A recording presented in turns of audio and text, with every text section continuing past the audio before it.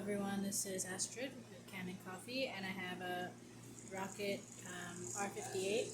So this machine had an issue with the hot water tap. It was just not opening. So I opened it up and replaced the gaskets in the assembly. So now that's working, but the customer also had an issue with the power switch. So this is the old power switch. I replaced it with a new one. And so now I'm just going to show you that the machine is working. So here's that hot water.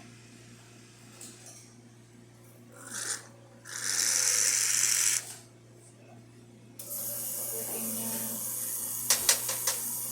And I'm also just going to pull a shot just to show you that the machine is still operating as it should.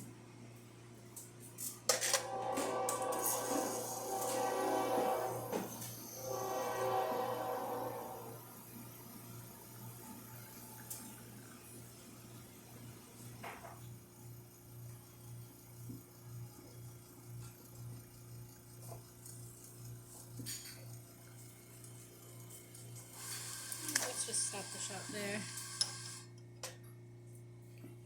See, nice crema, everything's working. Now, this machine did need a tune-up, but the customer declined the tune-up, so instead I actually just lubricated the gasket that was already in there and cleaned out the screen a little bit.